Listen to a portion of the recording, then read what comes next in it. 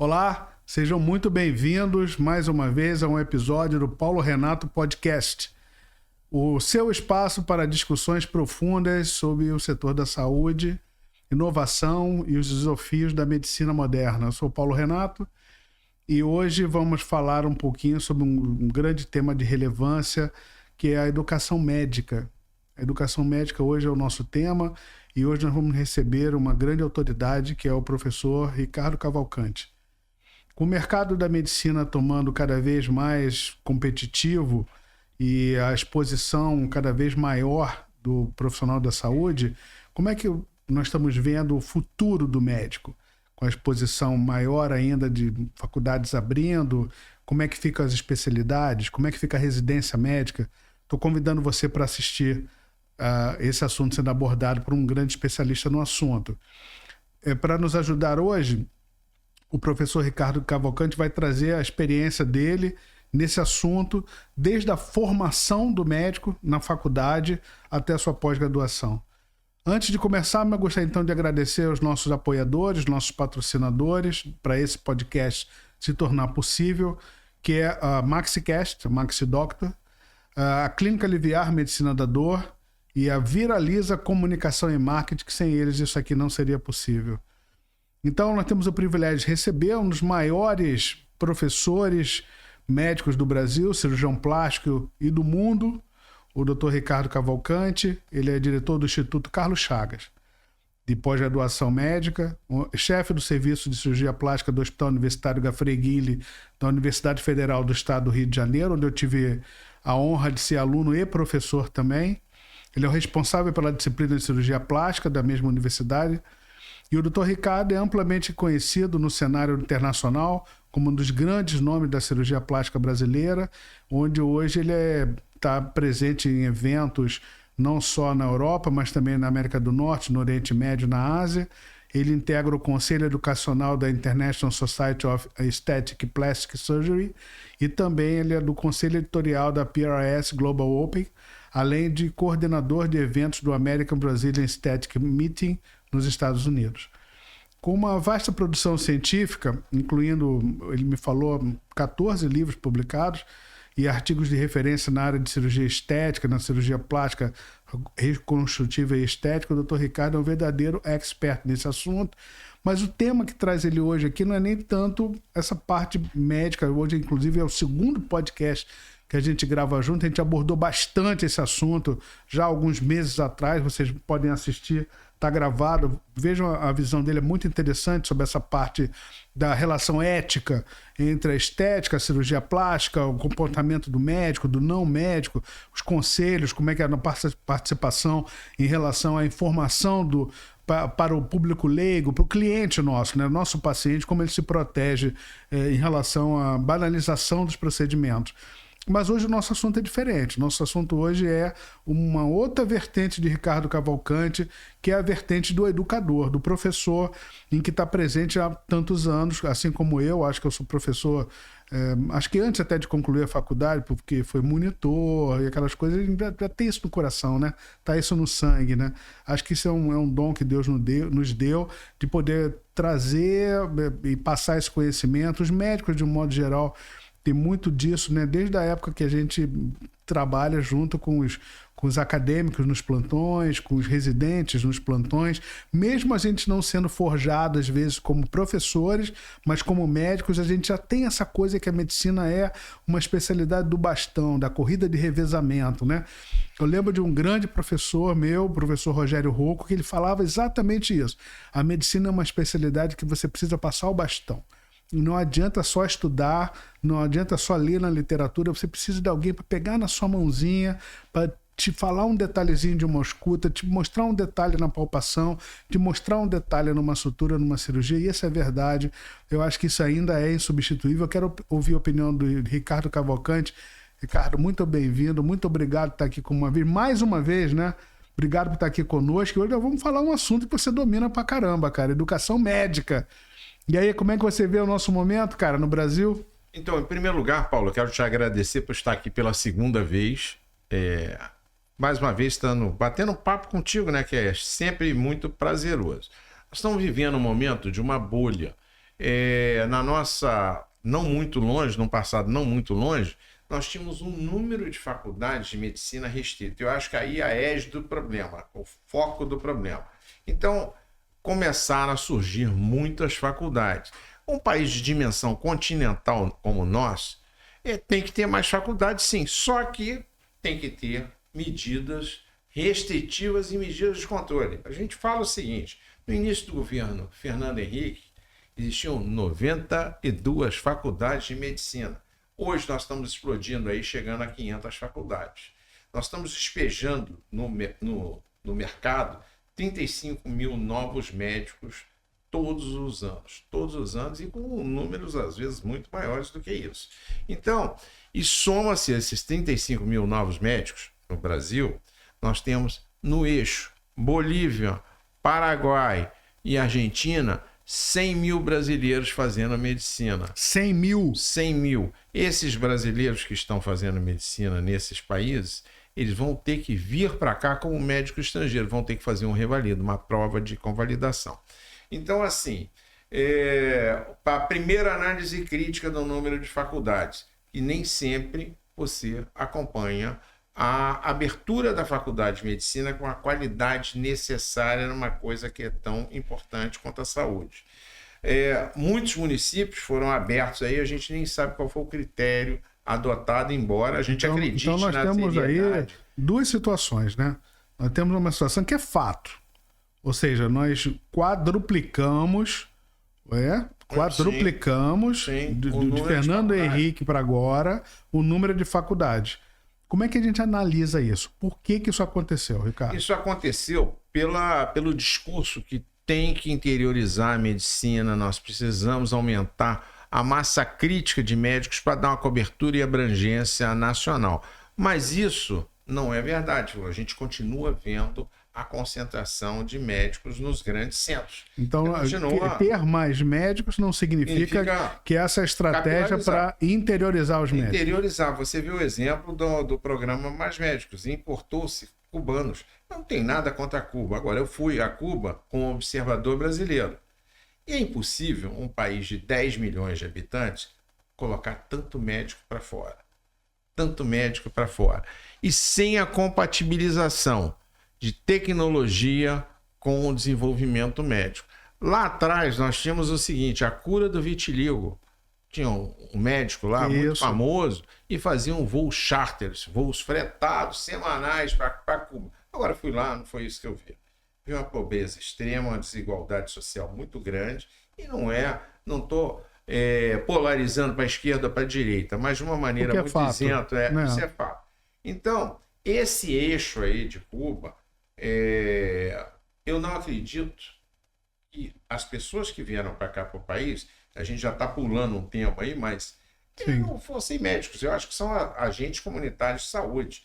Vieram para cá, a gente viu vários episódios aqui totalmente não compatíveis para o camarada que, entre aspas, fez uma formação médica. Mas voltando à questão da faculdade... E não estavam só no interior, estavam até nos grandes centros também. Nos grandes centros médicos. Onde de fato não havia carência. Com diversas... Esse programa não me parece que tenha sido adequado, tanto que ele não foi revalidado, não deu continuidade, etc. Mas essa abertura enorme de faculdades tem um interesse comercial grande por trás disso? 100% comercial. Você imagina o seguinte, a margem de lucro de um curso de medicina é muito alta. Por quê?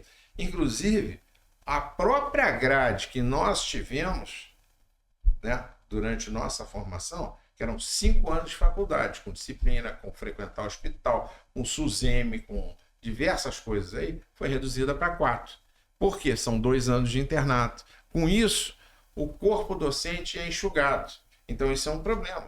Você reduz o corpo docente, você joga o acadêmico aonde? No cenário prático, e muitas vezes sem preceptoria. Para quê? Para funcionar de mão de obra barata em instituições.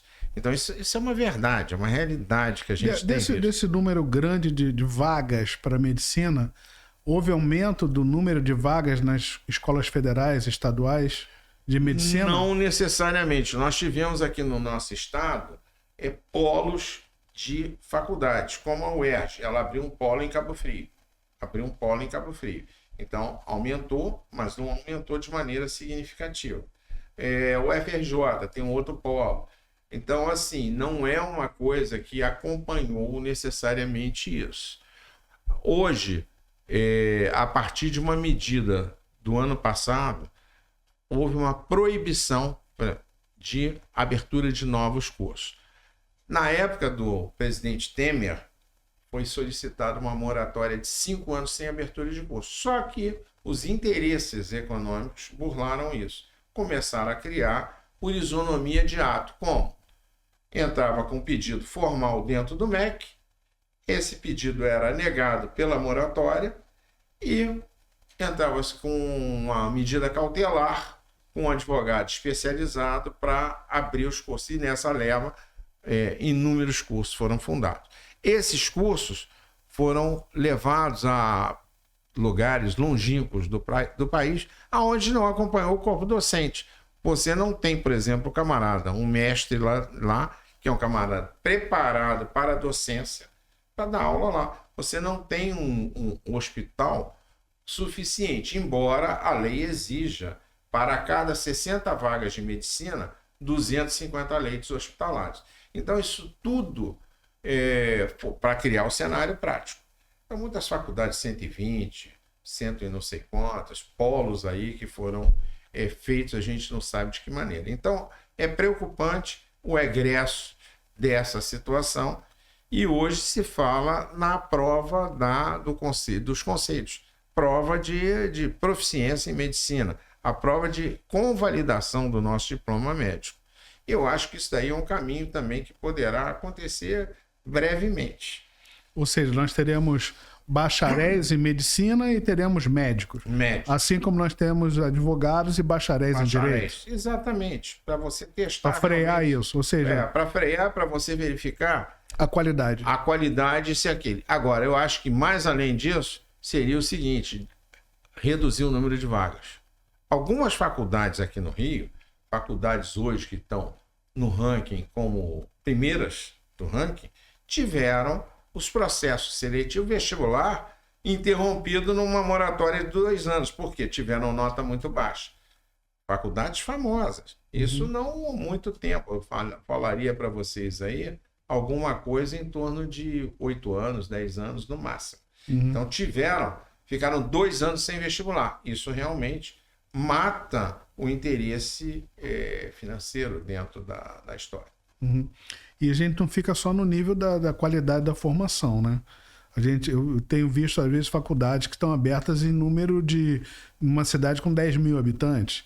Uma cidade pequenina que não comportaria ter uma faculdade. Além da formação, a gente sabe que a formação do médico entre entrar na faculdade e terminar uma especialidade médica são 10 anos. Sim. Entre 6 anos de faculdade, mais 3, 4, 5 anos para fazer a especialidade. É o mínimo, digamos assim. A minha foram 12, né? A minha foram 13 mais 3 e mais prova. Fica entre 9 e 12 anos. É o tempo. E a residência médica? Isso acompanhou esse crescimento no número de vagas de medicina? Como se substitui? Como é que a gente vai qualificar esses médicos? A gente tem um número hoje número total de médicos no Brasil em relação a médicos com e sem especialidade médica? Nós estamos falando aí do seguinte, de cerca de 500 mil médicos, dos quais... Hoje, 2024, nós temos 500 mil de médicos no Brasil. 500 mil de médicos no Brasil, aproximadamente, esse número está muito próximo da realidade. Dos quais 20% estão inativos, estão aposentados, enfim, não estão em atividade médica. Sim, mas ainda detêm seus conceitos, estão vivos. Estão vivos, etc e tal. Desse universo, nós estamos falando aí de 25% de especialistas, o restante não é especialista. Então, é necessário a formação de especialista. Como? Quer falar um pouquinho sobre a especialidade médica, Ricardo? Por exemplo, como é que a gente sabe... A plateia que está nos ouvindo não necessariamente são médicos, né? Ou às vezes são médicos, mas não detêm exatamente esse conhecimento. para você dizer que é especialista, por exemplo, eu sou anestesiologista, você é cirurgião plástico, para a gente dizer efetivamente essa especialidade, o que a gente tem que fazer? Nós temos que fazer o seguinte, no meu caso, cirurgia plástica, eu tenho que passar por 3 anos de residência ou especialização em cirurgia geral. Depois disso, mais 3 em cirurgia plástica. E depois submeter a uma prova nacional de proficiência dentro da especialidade, habilitação da especialidade. Essa prova é feita pela sociedade. A forma que você tem isenção é um programa nacional da residência médica, da Comissão Nacional de Residência Médica. Agora, o que aconteceu? Ambas se reportam ao MB. Ambas se reportam ao MB. Na realidade, hoje, nós só temos 2 formas de especialização. Comissão Nacional de Residência Médica e a MB, que são as especialidades representadas, né? A Associação Médica Brasileira é representada pelas diversas especialidades, né? O que acontece? Os programas de residência estão tendo um declínio muito grande. Declínio em evasão. Por quê? Porque a necessidade financeira do médico mudou.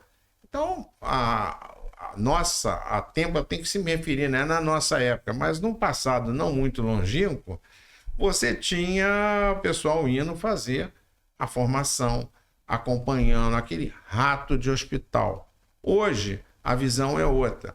Ninguém quer se sujeitar a ganhar R$4.000 e ficar 60 horas preso dentro de um hospital. Ele não consegue se sustentar. Né? Não consegue sustentar, e mais o seguinte, muitas vezes, sem crítica, a preceptoria não é adequada. Nos hospitais universitários, você tem pessoas ali dentro que são preceptoras, são professores natos. Para o pessoal que é leigo ou que está nos assistindo e não conhece exatamente, a residência médica ela pode ser feita num hospital, em que não é um hospital de formação, é um hospital de assistência. De assistência. Que não tem, e que aquele profissional que trabalha lá como médico passa a ser preceptor de um outro médico, porque o residente é médico também, é um médico. Não existe médico de categorizado frente aos conselhos. Sim. Médico é médico. Sim. Não tem médico de primeiro, ou de segundo, ou de terceiro nível. Médico é médico.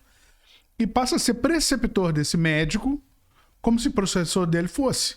Sim. E ele não é remunerado para isso, ele não é reconhecido como isso, ele passa a ser preceptor dele. E mais, ele não é preparado para isso. E ele não foi preparado para isso. Ser professor. Quando ele fez concurso, ele fez concurso para ser médico naquela instituição e exercer a medicina que ele pratica como aquela especialidade. E ele se vê frente a frente com outro médico, com um rapaz jovem, uma moça jovem, geralmente mais jovem que ele, muita coisa, em que demanda dele como se professor fosse. Sim.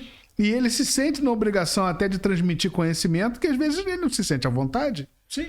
E pode haver um choque imenso, e não é raro isso acontecer, um choque grande, um conflito grande nesse momento, em que há uma preparação desse jovem médico para entrar na carreira, na especialidade, numa instituição que não é uma instituição de ensino. Não é preparada para tal. Ela não é preparada para ensino. Ela pode ter a tradição de ensino. A gente tem diversos hospitais que são incríveis, que são maravilhosos, mas ela ela pode ser vocacionada para aquilo. Ela gerou uma tradição, mas em princípio ela é uma instituição de assistência. De assistência. E o camarada não é remunerado também. Isso. Esse conflito é um grande conflito. Olha, eu não ganho para isso. Aí o que ele faz? O residente passa a ser a mão de obra dele. Passa a visita lá, faz a prescrição. Que na realidade ele deveria ser supervisionado. Deveria ser supervisionado. Supervisão próxima e não remota, né? Supervisão próxima. Do lado. Coloca como substituto, fica aqui, olha, você fica aqui, eu estou de sobreaviso no plantão, que é terminantemente proibido, né? Essa situação, né? Eu estou alcançável, se tiver algum problema... E veja, o nosso discurso é em prol da defesa da residência médica. Nós não estamos condenando a residência médica. A gente quer que ela seja dentro do que ela foi concebida. Como foi no passado. Como foi no passado, que ela sempre foi uma ferramenta muito, muito boa na formação do médico. Ela tem que ser até melhor. Ela tem que ser aprimorada, tem que ser cada vez melhor, né? E não pior, né? Ela tem que falar a favor do médico. O nosso discurso aqui é sempre a favor do médico. Sim, e tem determinados cenários de ensino que que somente o hospital público qualificado será capaz de prover. Perfeito. Por quê? Pelo número de pacientes que existe ali. Pela complexidade, pelo número de pacientes. Por refletir mais a realidade do nosso povo. País, né? É verdade. Né? Ou seja, você faz uma formação num hospital que atende pacientes de classe AA, você, na realidade, você não está refletindo a população do Brasil de um modo geral. Mas se você vai para um hospital público em que o SUS vai ser o mantenedor daquela instituição, ele é mais democrático, ele vai atender toda a classe social. Exatamente. Atende a todos os brasileiros que têm direito ao SUS. Então, é realmente o momento que você vai encontrar o Brasil. Você encontra o Brasil no SUS. É verdade. E é um grande sistema de saúde, tem críticas, todos os têm, né? Todos os sistemas têm, mas é um sistema que você vê o rico, o pobre frequentando. Você falou da classe AA, mas muitas vezes o pessoal vai buscar a solução de um problema dentro do SUS. Quer seja por tecnologia, quer seja pela experiência do profissional. Não raro, a solução só está no SUS. Só está no SUS. Doenças raras, nós temos exemplo aí de doenças raras, nós temos aí o exemplo da diálise, nós temos o exemplo do tratamento da tuberculose, nós temos o exemplo do tratamento da AIDS. Ou seja, o poder público, em algumas situações específicas, o SUS atende esse paciente de forma única. Os transplantes, né? Os transplantes. O Programa Nacional de Transplante e assim por diante. Nós temos grandes cases de sucesso. E nós temos outros tantos que não atendem bem. É verdade. Né? Ou seja, a gente sempre tem como melhorar o nosso sistema único de saúde, não há dúvida. Certeza. Tanto que existe a saúde suplementar, que é exatamente para suplementar o que o SUS não atende. Uma vez que é constitucional, a saúde é um dever do Estado e um direito de todos. Perfeito. Né? Isso é uma matéria constitucional. Eu participei lá atrás de alguns debates dentro do Ministério sobre isso, uma formação de um determinado governo, e foi colocado como é que a gente capilariza isso. Era como colocar o ovo em pé, para você capilarizar essa assistência. E muita coisa boa foi criada. A gente não pode ficar de maneira crítica num país como o nosso. Claro. A gente tem que trazer... E como é que a gente sai desse dilema, Ricardo? A gente está formando um monte de menino novo, né? Trazendo para o mercado um monte de gente sonhando com a profissão, sabe? Vocacionado, que tá bem intencionado, que quer fazer acontecer. A gente entende que muito provavelmente o nível cai, o nível da formação, porque a gente vai ter um funil mais aberto. Ou seja, o funil estreito do vestibular agora não é mais tão estreito. Então, aquilo que a gente considerou que seria, até arrogantemente falando, uma elite desse vestibular, uma elite intelectual nesse vestibular, a elite já não é mais tão elite nesse funil.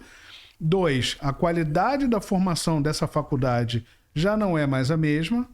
Ou seja, eu vivi numa faculdade federal, dentro dessa faculdade federal, eu vi a carreira dos professores acontecendo, eu vi as defesas de mestrado, eu vi as defesas de doutorado, eu vi as defesas de cátedra.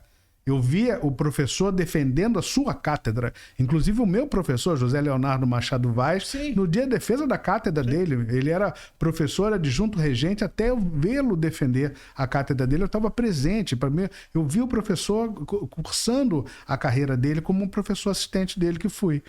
Então, isso foi interessante demais. Hoje a gente vê uma faculdade menos qualificada nesse sentido, que ela se parece mais uma escola. Ela parece mais um colégio, em tudo regrado, tudo certinho, tudo funciona bonito, mas não tem essa coisa universitária, né? Essa coisa da faculdade mesmo, dessa carreira. Como você mesmo falou, às vezes até com um docente com uma menos qualificação, que aquilo é mais um emprego, aquilo é mais uma coisa momentânea, não tem essa carreira que vai ser seguida.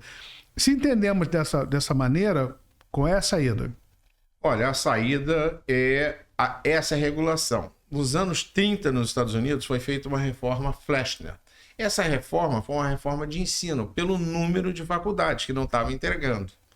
A faculdade não estava entregando. Então, reduziram o número de cursos. A gente não quer elitizar absolutamente nada, mas é incompatível. Por quê? O número de mestres e doutores também não acompanha, e a gente necessita desse grupo.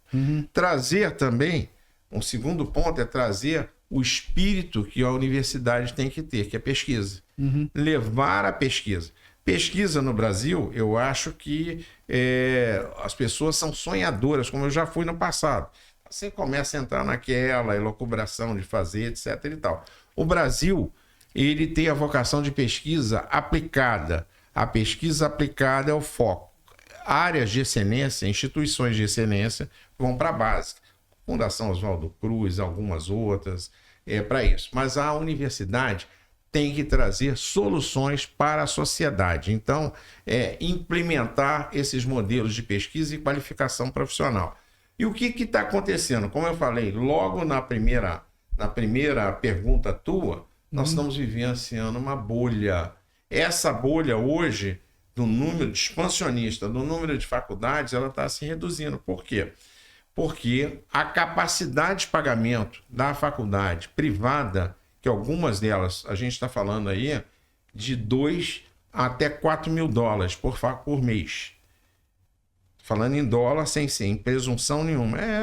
12 mil a 20 mil reais, 18 mil reais. Algumas já estão recuando. Eu tenho contato com dirigentes falando o seguinte: nós estamos pegando reingresso. Uma determinada faculdade que abriu, foi a última ou penúltima que abriu aqui no Rio de Janeiro, ele já reduziu a matrícula, reduziu a mensalidade e garante 1 ano com a mensalidade reduzida. O que é o reflexo disso? Que o pessoal não tem capacidade de pagar. Não tem capacidade de pagar. E dentro dessa linha de raciocínio, que é um business, o camarada vai voltar atrás. Então está aceitando sem nenhum tipo de preconceito. Isso é legalmente possível, reingresso. Reingresso sem processo seletivo. O camarada fez uma outra área, vai para a medicina, tem capacidade de pagar, então vão entrando. Por quê? Porque também reduz o quantitativo dentro disso. Então é uma competição que vai acabar acontecendo cada vez mais. E a forma deverá ser fazer a prova de habilitação, o bacharelado, e as faculdades que não obtiverem um nível de aprovação, você pegar e sugerir mudanças de maneira a melhorar aquela faculdade. Não é criar uma faculdade de cursinho. Você preparar o cara para o cara passar. Sim. Né? Mas eu acho que tem que ser feita uma coisa nesse sentido. Enquanto isso, nós temos aí a efervescência das pós-graduações, que é um outro tema também. Eu dirijo uma instituição de pós e uma instituição com 65 anos de existência e que a gente procura manter um padrão de qualidade, sem mercantilizar a coisa. É uma equação difícil também. Sim. Difícil de ter cenário prático, de trazer aluno ali, de manter... Eu ia pegar esse gancho teu. Então, hoje, essas mesmas instituições que oferecem as faculdades, que às vezes são grandes instituições e são sérias, elas estão vendo também que, além de formar esse aluno médico, tem que pós-graduar ele.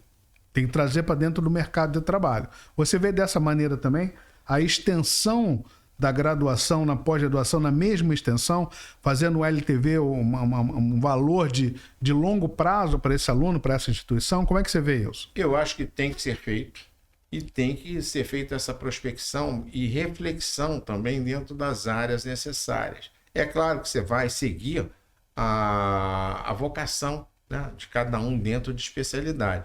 Mas você tem, quer ver? Eu tenho alunos que foram orientandos meus, um orientando meu, está fazendo oncogenética. Ele terminou a faculdade, fez uma especialização e foi inserido no meio da especialização, porque não tem profissional. É verdade. Né? Então, assim, essa prospecção e essa reflexão dessas especialidades, sem interferir na vocação de cada um, etc. e tal.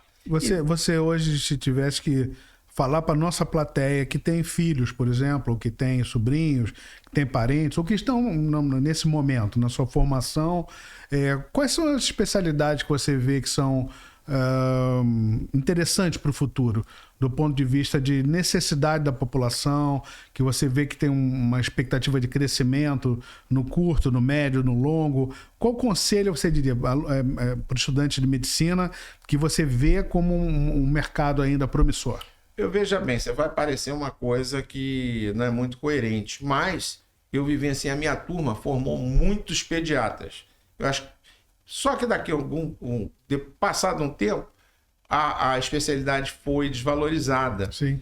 E hoje nós temos carência de pediatras. Verdade. Você vai procurar uma subespecialização da pediatria, uma cardiopediatria, uma neuropediatria, você tem que procurar com lupa. É verdade. Né? Então, acho que a pediatria é fundamental dentro dentro dessa premissa, ela é fundamental. Todo mundo que pretende ter filho vai procurar um pediatra. E o número de egressos em pediatria diminuiu muito, eu falo isso com certeza. Então, com isso valoriza a especialidade. Oftalmologia é uma outra área. Você tem dentro da oftalmologia, para aquele que tem um filho ou para aquele que está se formando, pensar na oftalmologia, na otorrino, são áreas que a área de interesse, tem muita gente com interesse? Tem. Mas o pessoal hoje está voltado para quê? Para plástica e para dermato, em que tem um crescimento, né, muito grande. A dermato, na parte de dermatologia, na parte de patologia, ela tem mercado. Eu vejo que todas as especialidades têm potencial. Agora, tem que achar um nicho e dentro da especialidade, aquela melhor subespecialidade onde exista poucos profissionais ou profissionais pouco habilitados para fazerem aquela área. Hoje o espaço para o generalista ele não existe, né? O camarada tem que ter uma especialização. Está procurando especialidade médica. Né? E uma subespecialização sem exagero. Você tem que ter noção do todo. É o teu caso, você é anestesista. Você foi para uma área da medicina da dor, com a base da anestesia. Buscou isso, está procurando entregar da melhor maneira possível. Se você fosse dividir entre grande centro e interior, mudaria teu conselho? Para o interior, eu vou te dar um exemplo disso, que é bem interessante. É muito interessante. Eu tenho um colega de Rio do Sul. Rio do Sul fica em Santa Catarina. A área dele é uma cidade pequeno porte, Rio do Sul é pequeno porte, só que a região circunjacente drena 500 mil pessoas. Tem SUS, ele é um cirurgião oncológico, muito bem sucedido. E aí ele se interessou por câncer de mama também dentro das especialidades oncológicas. Ele removia a mama e não tinha ninguém para reconstruir. Tinha ninguém para reconstruir. E aí o que ele fez? Ele ficou esperando o primeiro cirurgião plástico que iria voltar para a cidade. O primeiro cirurgião plástico que voltou para a cidade só queria fazer estética. Esperou o segundo. O segundo cirurgião plástico voltou, só queria fazer cosmetologia. Não queria nem operar. Ia fazer preenchimento, toxina, etc, etc e tal. E aí ele veio para cá para o Rio, já aí com 50 e poucos anos, ficou um ano com a gente e opera muito bem a parte de reconstrução. Então, tem espaço também no interior. A gente fala do médico generalista dentro do interior, né? Que é interessante, claro, tem essa necessidade, mas tem espaço para o médico especialista também. Né? E um outro fato é a corrupção dentro do interior. Corrupção no sentido no sentido figurativo, né? Você entra para fazer medicina, daqui a pouco você está atendendo todo mundo, vai para a política, encerrou a carreira médica ali. Agora, e o acompanhamento também, você tem no interior a medicina, mas não levaram o entorno da medicina, que muitas vezes que é o hospital, a estrutura, a tecnologia e tal. Isso. Então, mas ainda é uma forma, acho que tem espaço para os dois. Tanto para o generalista, que vai acabar se envolvendo na política, cirurgião geral, clínico geral, ginecologista, quanto para aquele ultra especialista. Hoje, como é que você vê os programas de especialização? Os cursos de extensão, o curso de especialização, a pós-graduação lato sensu, os programas estrito sensu.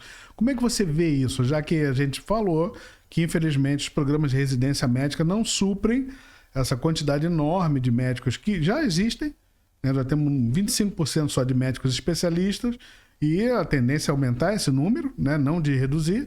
Como é que você vê essa formação? As instituições estão preparadas? Como será essa visão frente à qualificação nas especialidades, na MB? Os programas agora já vem escrito à semelhança da residência médica, né? Como é que está isso? Residência símile, né? Isso. Que o pessoal fala. Por quê? Para exatamente compatibilizar a expectativa financeira do recém-formado, nós vivenciamos isso, que passa 6 anos na faculdade. Você vê teu amigo que terminou direito, né? que terminou outra coisa, já está ganhando dinheiro. E você naquela não ganhando dinheiro, né? Estagiário remunerado, remunerado já... e tal. Então, assim, esses programas, eles estão cada vez mais se tornando semelhantes à residência. E muitos têm optado. Por quê? O médico recém-formado, 0 ano de formado, o primeiro ano de formado, ele arruma um plantão de 10 mil ou 2 de 10 mil. Estado do Rio de Janeiro. Se for para São Paulo é mais, se for para o Nordeste é muito mais. Então ele tem capacidade de pagamento de uma pós-graduação. E vai exigir a entrega da qual nós falamos do hospital assistencial, que não tem. Então esses programas estão se difundindo, o mercado está regulando, né? E nós estamos inseridos dentro dessa realidade. Hoje, infelizmente, a nossa base de alunos maior são estrangeiros. Por quê? Porque a sociedade não permite que o brasileiro faça a prova passando por um programa desse. É um problema que nós temos. E assim, a gente está buscando também a solução. Qual? Tentar criar sistemas de acreditação dentro da MB. Mostrando, olha, essa pós-graduação aqui, ela está entregando, ela é residência CIMI, ela tem uma carga horária extensa, ela tem uma parte prática extensa, tem um embasamento teórico que vai trazer um profissional melhor. Por outro lado, nós temos aí cursos de extensão cada vez mais frequentes numa determinada área de conhecimento. Teu caso, olha, fazer um curso de terapia de onda de choque, uma carga horária mais curta e vai entregar aquilo. A indicação é essa, e vai embora. Dentro da minha área, você tem aí microcirurgia, crânio, maxilofacial, ou alguns cortes dentro de um procedimento específico como a tua. Plástica de abdômen, lipoaspiração, prótese com recuperação rápida, face. Outras áreas aí que são bem interessantes. E você acha que isso estaria preso em que momento? Onde está o gargalo disso não estar normatizado? Aonde está o problema? O que acontece? A pós-graduação, lato sensu, ela tem uma regulamentação muito genérica. Uma vez você estando habilitado, você cria a pós-graduação. E muitas vezes não se tem um controle efetivo disso. É claro que hoje o governo está fiscalizando cada vez mais, mas você tem a prerrogativa de criar. E muitos cursos não entregam. Então você tem pós-graduações que estão certificando e não entregam. Então, e não cumprem as exigências legais de ter o mestre, de ter o doutor, ter um percentual do corpo docente ali. Então, esse gargalo tem aí. Os cursos de extensão e aperfeiçoamento, não. São cursos mais pontuais e que as pessoas estão pagando muito para obter esse tipo de informação. Né? Então, essas informações são muito práticas, né, Ricardo? Elas servem muito realmente para colocar em prática, mas não nas certificações do RQE, por exemplo, obtenção do RQE, da especialidade, né? O quanto que ela contribui, esses cursos que não são pós-graduação? Eles contribuem da seguinte maneira, eles contribuem porque você tem um score para obtenção do título de especialista. Imagina o seguinte, o indivíduo na minha sociedade que eu tenho que trazer para ela mesmo. Você não fez residência médica, não fez um serviço acreditado pela Sociedade Brasileira de Cirurgia Plástica, você tem prerrogativa de fazer a prova. Qualquer um pode fazer a prova. Só que você tem que ter um número de anos de formado. Então, esses cursos vão aportar pontuação na hora de fazer a prova. E a gente tem vários exemplos disso. As sociedades querem abrigar pessoas ali até para pagar a anuidade, para participarem dos eventos, para estarem se reciclando, né? Então, eles criaram critérios. Entra também com critério de pontos, critério, né? Publicação, o mestrado, o doutorado, como você falou aí, entra também. Na área de atuação em dor também, queria que você falasse um pouquinho sobre as áreas de atuação, né, os RQEs de área de atuação. Por exemplo, a dor é uma área de atuação de 10 especialidades médicas, né, incluindo a anestesiologia. Então, cada vez mais a MB está apertando mais o cinto para as provas de área de atuação. Cada vez está exigindo mais detalhes, né, sobre as pontuações, como você mesmo falou. Então, cursos que eram de pós-graduação eram suficientes para você se inscrever na prova, hoje não são mais. Não são mais. A pós-graduação era de 1 ano, passou para 2 anos, tem que ter mais carga horária de prática. Muitos critérios que eram facilmente obtidos, os chamados 100 pontos, hoje está mais difícil de conseguir. Nós já tivemos, inclusive, pessoas que desistiram de fazer a prova da área de atuação exatamente porque o critério está ficando cada vez mais apertado. Você acha que isso essa apertada que a MB está fazendo, ela é pró-médico, é contra o médico? Isso é reserva de mercado? Isso é favorável para moralizar o mercado? É que eu vejo muito essa dualidade. Mistura. Pois é. Você tem muita coisa como reserva de mercado. Se você aperta muito, é reserva de mercado. Se afrouxa muito, se isso aí não tem valor. Abre a porteira, não tem valor. Qual o critério que deve ter? Sabe, é sutil essa diferença? Ele é muito sutil, ele é muito tênue. Inclusive, a minha própria sociedade, ela começou a casar a prova de residência com serviços credenciados. Nós tínhamos a residência médica, um serviço como o GAFREU, o FRJ, o ERJ, etc. e tal. Ele tinha um número de médicos ali que, fora das vagas de residência, eram credenciados para terem a formação dentro da sociedade. A diferença era só a bolsa. Não tinha bolsa e não tinha MEC. Um tinha bolsa e o outro não tinha bolsa. Entendi. Um tinha obtenção automática. Que era MEC.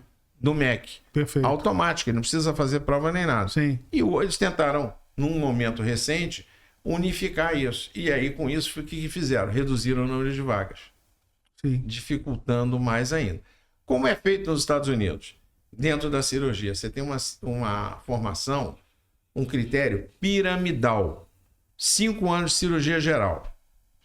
Você tem como pré-requisito para algumas especialidades ou para a grande maioria. Esses 5 anos, entram 30.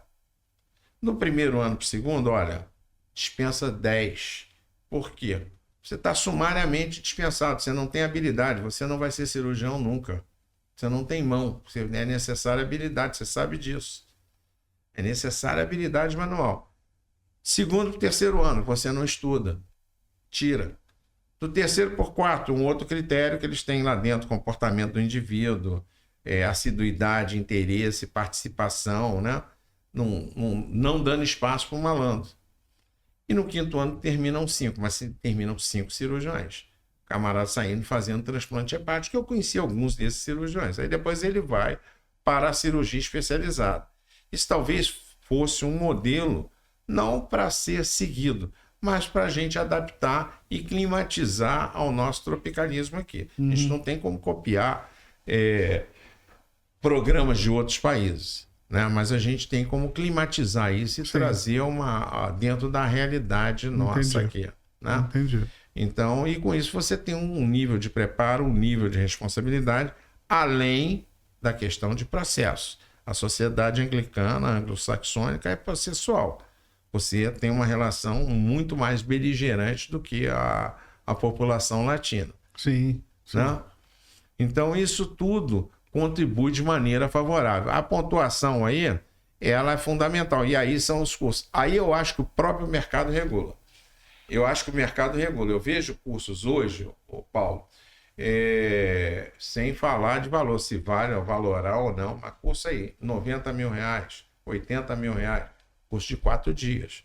Agora, se estão cobrando, tem gente para pagar. Se tem gente para pagar, é porque quem está cobrando está entregando. Está entregando, então uma lei de mercado. É a lei de mercado, né? Então é isso. Então, o Brasil, eu entendo que o Brasil é um país formador de opinião, especialmente na América Latina, né? E a gente recebe, desde que eu era estudante, a gente já recebia alunos estrangeiros no Brasil. Com 100 mil brasileiros estudando fora, isso não é uma inversão do que estava acontecendo? E a gente recebe alunos não para formação, a gente recebe para pós-graduação. Sim. Por que a gente não recebe mais? Por que isso não é um business mais forte dentro do Brasil? Eu vejo, por exemplo, nos Estados Unidos. Eu tive a oportunidade de ir lá várias vezes estudar, períodos curtos, períodos um pouquinho maior, mas eu vejo que nas vezes que eu fui, sempre havia muitos estrangeiros. Isso é um business muito interessante. Como é o turismo na Espanha, o turismo na França e assim por diante. Esse turismo formador do médico nos Estados Unidos é muito forte. O Brasil pode ter essa vocação, eu acho que o Brasil tem essa vocação na América Latina, acho que o nosso instituto ele tem essa vocação, a Faculdade Simpem tem essa vocação para receber esses alunos latino-americanos, porque nós somos perto, nós temos uma moeda favorável, nós temos um idioma favorável, o brasileiro ele é acolhedor, né? E nós temos tudo isso, o que a gente pode fazer para ser mais forte nesse sentido, ter um turismo de formação do especialista no Brasil. Eu, atualmente, tenho um fellow mexicano que me acompanha, né? Colombiano, melhor dizendo. Eu espero ter mais, através até da Ana Carlos Chagas, nos próximos anos. Sim. O que a gente pode fazer para ser mais forte? Olha, então te responder, ser mais significativo. Vou separar aí para você alguns pontos que eu considero. Pois não. Que eu considero de uma maneira assim muito pragmática. Porque nosso público aqui é formador de opinião. Sim, mas... Aqui nós temos uma plateia, cara, de muitos professores que nos ouvem e certamente vão ter interesse em ouvir o que você tem a dizer, porque é um business incrível. Sabe? São pessoas que vêm muito bem preparados. São esses fellows que vêm para o Brasil, que vêm da comunidade latino-americana, eles vêm para dar o sangue, eles vêm para morar, eles querem aprender. Eles são educados, eles são dedicados, eles são estudiosos, sabe? Se você tem qualquer tipo de preconceito de receber um aluno latino-americano não brasileiro para trabalhar no seu serviço, desconstrua. Porque eles são maravilhosos. Eles vêm muito, muito bem preparados. Sabe, eles são muito hierárquicos, eles estão muito agradecidos de transmissão de conhecimento. Ainda vou lhe dizer, frequentemente são melhores que os brasileiros. Sim, o camarada está aqui, ele tem que... Dedicação total. Dedicação total. Ele tem aquele tempo contigo que é full, porque ele quer voltar para o país dele, quer voltando mesmo com o casco afiado, trabalhando. Eu tenho uma experiência muito, muito favorável à turma. Eu também compartilho essa experiência contigo, eu tenho. E vou te falar, um dos pontos que você tocou aqui, por que isso daí não aumenta mais e mais? Eu acho que está aumentando sim. Mas assim, um dos problemas é a barreira do idioma. Português, são 6 países só que falamos português. Eu acho que uma campanha massiva de aproximar, por exemplo, como você falou aqui, América Latina, espanhol. Eu não falo, eu enrolo espanhol, falo inglês e falo francês. Eu enrolo espanhol, falo portunhol aí da vida, mas é uma coisa que eu vou corrigir. Vou falar essa língua aí, consigo entender, consigo conversar, até pelo convívio, né? Mas assim, isso afasta. Por exemplo, eu tive uma aluna da Hungria e ela ficou conosco 2 anos, acabou aprendendo português. Acabou aprendendo difícil, português. Hein? Húngaro é difícil, hein? Já tivemos da Turquia, já tivemos da Rússia, enfim, Estados Unidos, com toda a dificuldade, acabam aprendendo ou se comunicando pela facilidade do convívio técnico.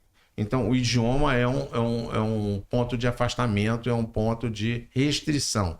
Segundo ponto, Rio de Janeiro, segurança. Muita gente não vem para o Rio de Janeiro por conta da insegurança. Vou mandar meu filho para aquilo lá, aquilo é uma guerra. Nós vivemos a Muzema lá invadida, né? Alguns episódios. Sabe que eu não tinha tentado isso, é um detalhe, mas é importante. A questão de segurança. A questão de volatilidade da moeda, a questão de mudança na regra do jogo. Agora pode, agora não pode. Então isso traz insegurança. Olha, eu estou com dólar, vou mandar meu filho para lá. Agora o dólar foi a 5,70. Então todos esses fatores, eles contribuem para isso aí, para você ter um afastamento. A questão também de burocracia dentro do país. Hoje a gente conseguiu trilhar um caminho para colocar esses alunos dentro da legalidade, para eles poderem ter o exercício. Mas muitos lugares ainda não compreendem. Semana passada eu tive um aluno que eu não podia pedir para o aluno ir lá ver um paciente, que é o paciente descara, que é um paciente que você consegue, é visual. Botou o iPhone lá, vai ver. Ele não vai fazer nada. Só vai falar, vamos traçar a conduta e discutir a consulta. Não deixaram entrar no hospital. Por quê? Porque aquele hospital não era o cenário dele. Ele não estava com autorização de ir lá. Mas é uma barreira.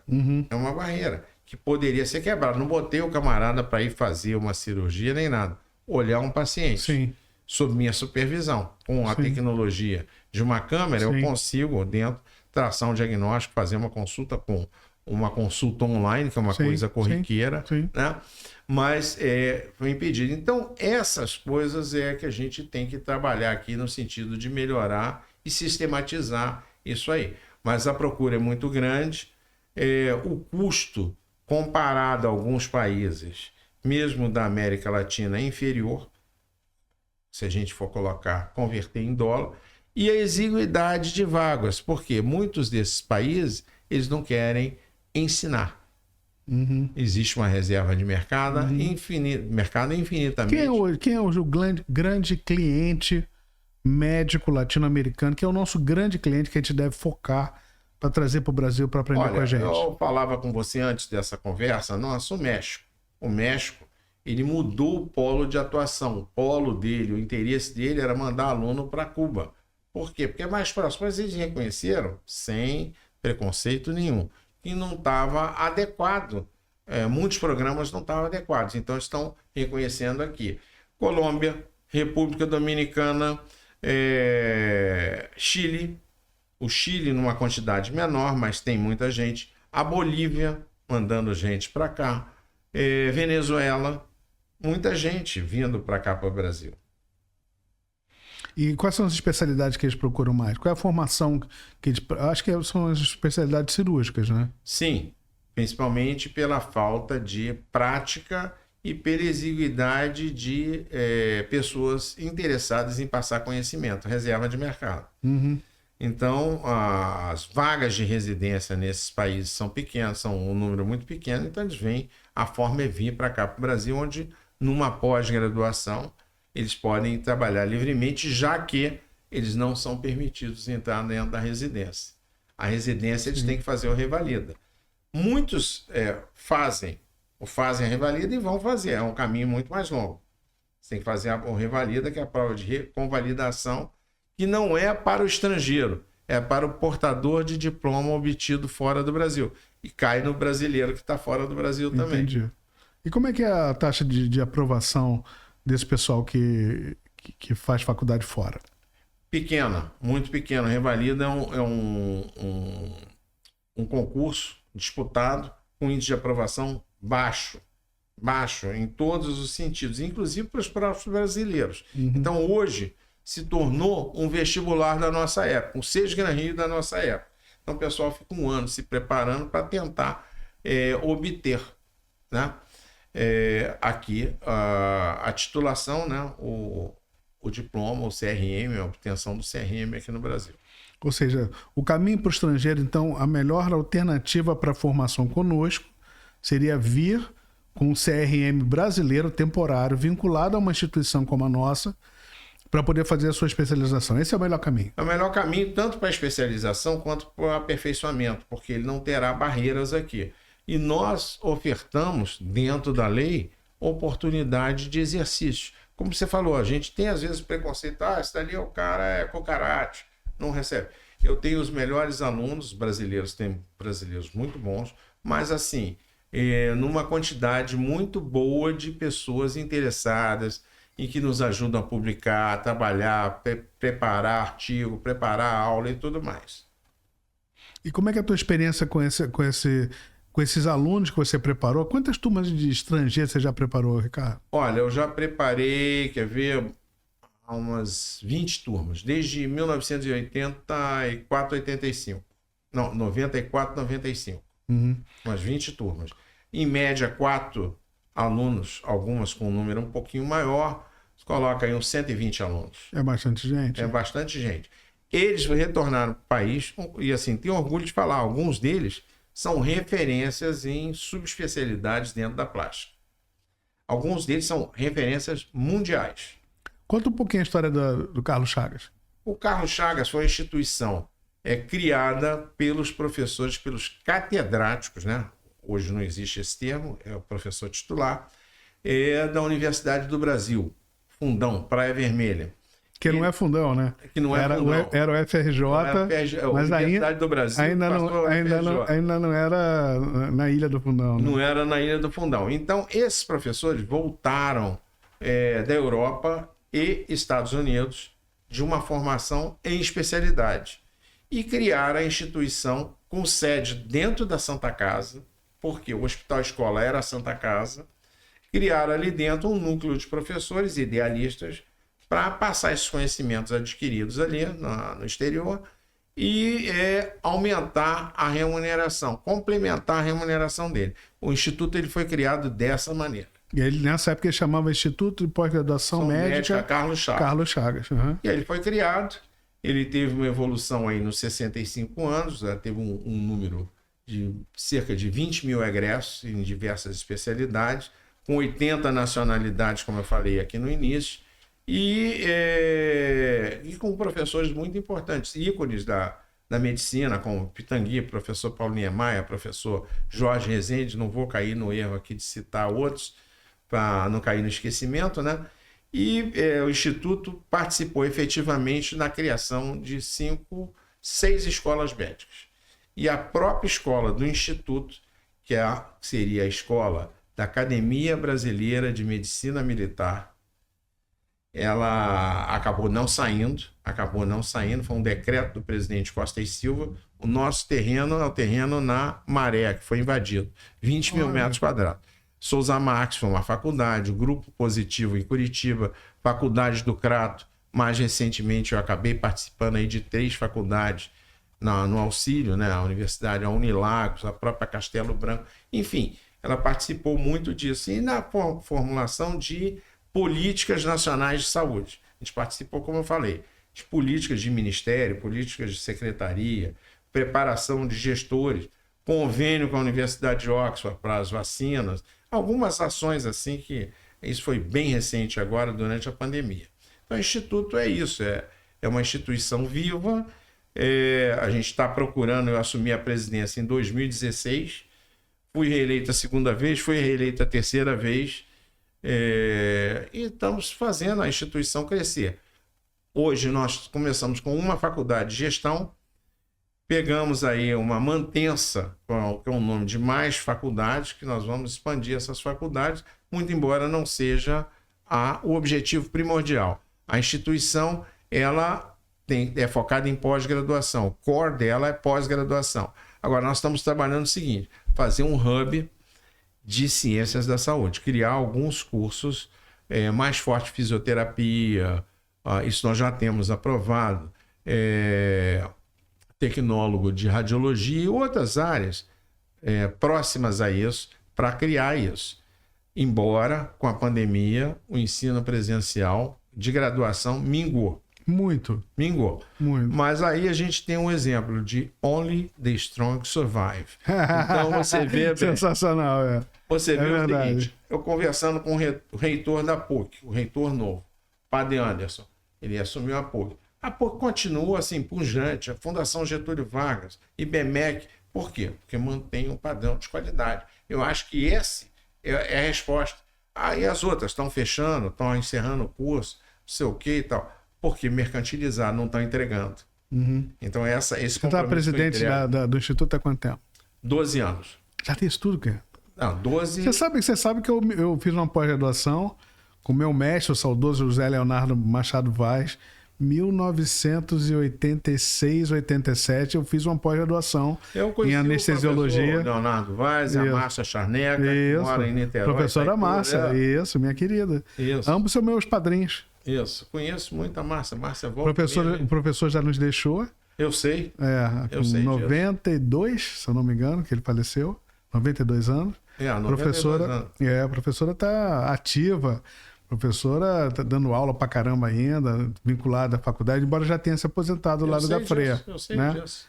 Isso, eu fiz uma pós-graduação com ele lá na Carlos Chagas, tem meu diplominha. Isso, professor de anestesiologia. Leonardo E agora eu tenho a honra de ter sido convidado pelo professor Ricardo Cavalcante para coordenar uma das pós-graduações, que vai ser a Medicina da Dor, né, dentro da Carlos Chagas, numa parceria com a Faculdade Simpen. Vai ser incrível. Vai ser show de bola.